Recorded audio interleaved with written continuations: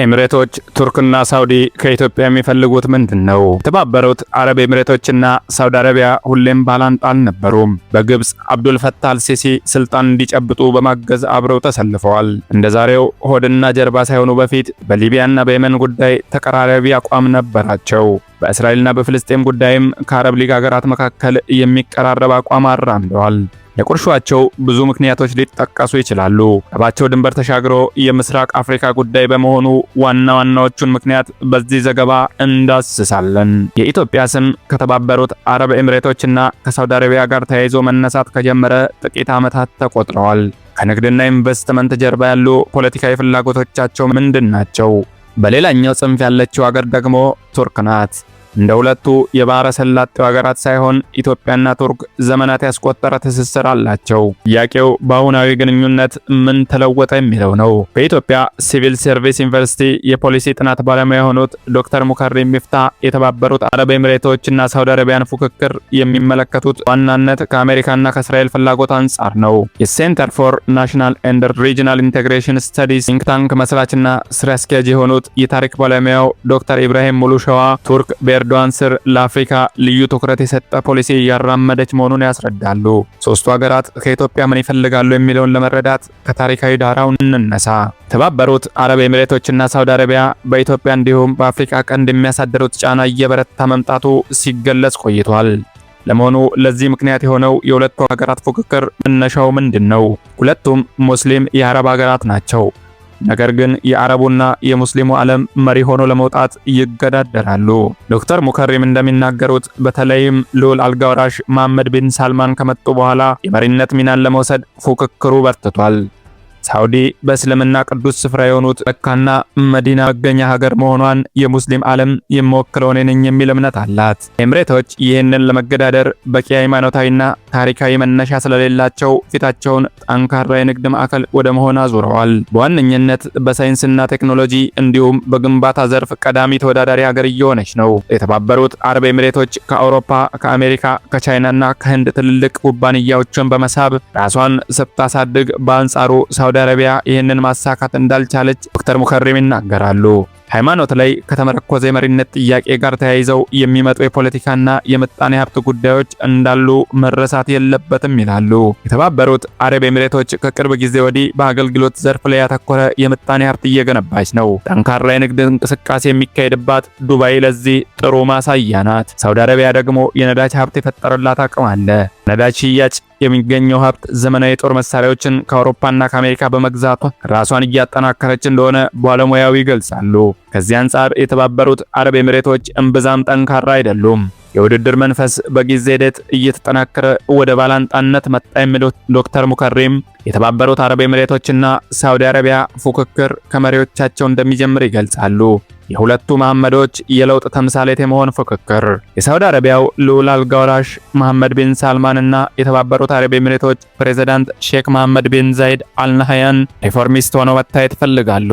ሁለቱም ሀገራት በንጉሳዊ ቤተሰብ ነው የሚተዳደሩት። ወግ አጥባቂነት በመውጣት ረገድ ሁለቱም መሪዎች የአረቡ ዓለም ተምሳሌት መሆን እንደሚፈልጉ ዶክተር ሙከሪም ይናገራሉ። ለምሳሌ ሴቶች መኪና እንዲያሽከረክሩ በመፍቀድ እንዲሁም የምዕራቡ ዓለም ድምፃውያንን በመጋበዝ መሐመድ ቢን ሳልማን ለለውጥ ዝግጁ መሆናቸውን ለማሳየት ይሞክራሉ። ሼክ መሐመድ ቢን ዛይድ አልናህያን በዚህ ውድድር መበለጥ አይፈልጉም።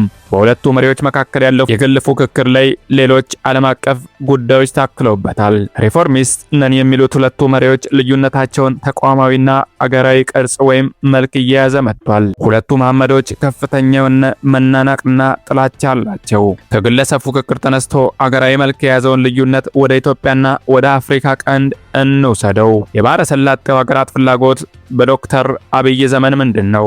የአረብ ሀገራት ሚና ጎልቶ መታየት የጀመረው ከጠቅላይ ሚኒስትር አብይ አህመድ ወደ ስልጣን መምጣት በኋላ ነው። ኤሚሬቶችና ሳውዲ በኢትዮጵያ በተለያዩ ዘርፎች በቢሊዮን ዶላሮች የሚቆጠር ኢንቨስትመንት አላቸው። ጠቅላይ ሚኒስትር አብይ ስልጣን መያዛቸውን ተከትሎ የተባበሩት አረብ ኤሚሬቶች ወደ 3 ቢሊዮን ዶላር ገደማ በኢትዮጵያ ላይ አውጥተዋል። ዶክተር ሙከሪም የኢትዮጵያና የተባበሩት አረብ ኤሚሬቶችን ግንኙነት በሁለት ምዕራፍ ይከፍሉታል። ከአውሮፓውያኑ ከ2018 በፊትና በኋላ በሚል በንግድና ኢንቨስትመንት፣ በልማት ድጋፍ፣ በግንባታ፣ በኢነርጂና በሰብአዊ ድጋፍ ሌሎችም ዘርፎች 2018 በፊት የነበራቸው ሚና ውስን ነበር። ሀገራት መካከል የሚፈጠር የፖለቲካ የሚሆን የምጣኔ ሀብት ትስስር ከትንሽ ተነስቶ እንደሚያድግ በመጥቀስ የኢትዮጵያና የኤሚሬቶች ግንኙነት ግን ለውጡ ድንገቴ መሆኑ ጥርጥር የለውም፣ የእድገት ደረጃም አላሳየም ሲሉ ባለሙያው ይገልጻሉ።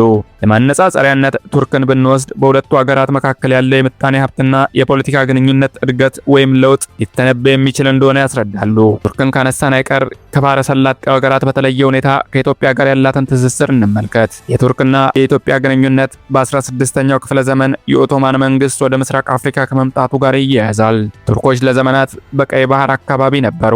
ዘመናዊት ኢትዮጵያ ከተመሰረተች በኋላ ቱርክ በአፍሪካ ከሰሃራ በታች የመጀመሪያውን ኤምባሲ በአዲስ አበባ በአውሮፓውያኑ 1926 መክፈቷ የግንኙነታቸውን ጥንካሬ ያሳያል። በሶሻሊዝም መሩ ደርግ የተቀዛቀዘው ግንኙነት በኢህአዴግ ዘመን ዳግመኛ አንሰራርቷል። ዶክተር ኢብራሂም እንደሚሉት በቱርክ ገዢው ፓርቲ ኤኬ ስልጣን ከያዘ በኋላ ለሀገሪቱ እድገት ሲባል በሌሎች ሀገራት ኢንቨስት ወደ ማድረግ ተገብቷል። እነዚህ ሀገራት አንዷ ደግሞ ኢትዮጵያ ናት። ቱርክ በኢትዮጵያ ያላት ኢንቨስትመንት ወደ 2.5 ቢሊዮን ዶላር ገደማ ይገመታል። ከ200 በላይ የሚደርሱ የቱርክ ፋብሪካዎች ውስጥ ወደ 20 ሺህ የሚሆኑ ኢትዮጵያውያን ተቀጥረው ይሰራሉ።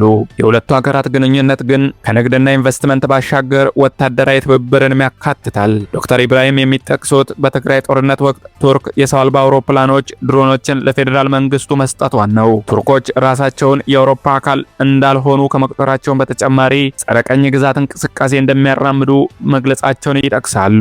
ይህም ቢያንስ በሀሳብ ደረጃ ቱርክና ኢትዮጵያ በእኩልነት ላይ የተመሰረተ አጋርነት እንዲኖራቸው የሚያስችል ነው ይላሉ። ቱርክ እንዲሁም የተባበሩት አረብ ኤሚሬቶችና ሳውዲ አረቢያ በኢትዮጵያና በአፍሪካ ቀንድ ወዳላቸው ፍላጎት እንሻገር። የተባበሩት አረብ ኤሚሬቶችና የሳውዲ አረቢያን ፍላጎት ስንመለከት አንደኛው ትንታኔ መረጋጋት በራቀው የአፍሪካ ቀንድ ፖለቲካ ምክንያት የደህንነት ስጋት ውስጥ ላለመግባት እንዲሁም የምጣኔ ሀብት ፍላጎትን ለማስጠበቅ ይሻሉ የሚለው ይሆናል። በእርግጠኝነት አገራቱ በአፍሪካ ቀንድ የጦር ማዕከል ማስፋፋት ይፈልጋሉ። ሀገራቱ በምስራቅ አፍሪካ ኢንቨስትመንቶቻቸውን ማስጠበቅ ይሻሉ።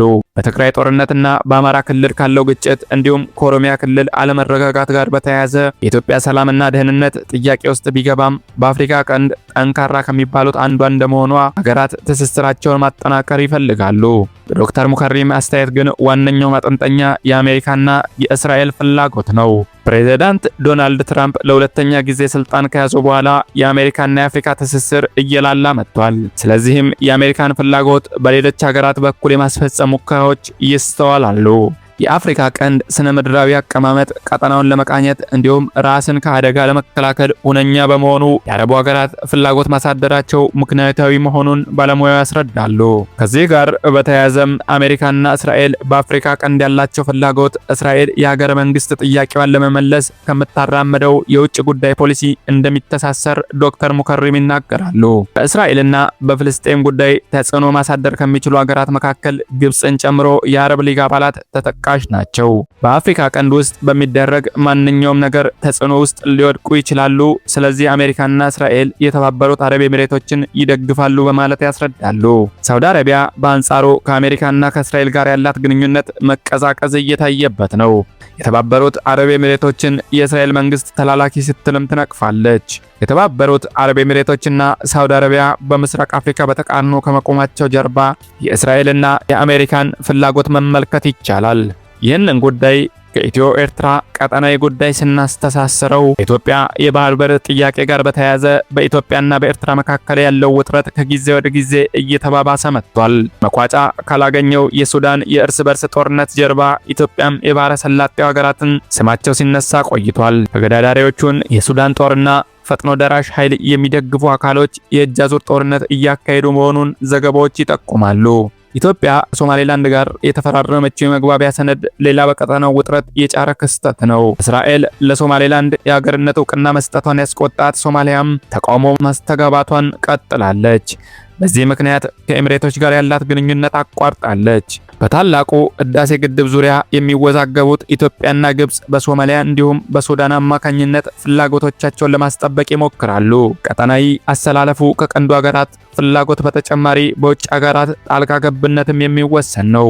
ከኢትዮጵያ የባህር በር ጥያቄ ጀርባ የተባበሩት አረብ ኤሚሬቶች አለች ብሎ የሚወነጅሉት የኤርትራው ፕሬዝዳንት ኢሳያስ አፈወርቂ የቅርብ አጋራቸው አድርገው የወሰዱት ሳውዲ አረቢያን ነው። ዶክተር ሙከሪም በባህር በር ጥያቄ ምክንያት ኢትዮጵያና ኤርትራ ወደ ጦርነት ሊገቡ እንደማይችሉ ጽኑ እምነት አላቸው። ነገር ግን በሁለቱ ሀገራት መካከል ጦርነት ቢነሳስ ከሳውዲ ጋር ሲነጻጸር የተባበሩት አረብ ኤሚሬቶች በኢትዮጵያ ያላቸው ተሳትፎ ከፍተኛ ነው።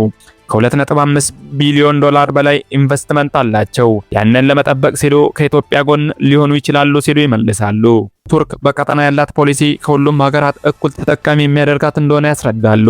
የኢትዮጵያና የቱርክ ግንኙነት በጎመራበት የኤርዶዋን አስተዳደር ውስጥ ሀገሪቱ አንዱን ጥላ አንዱን መያዝ እንደማትፈልግ ይገልጻሉ።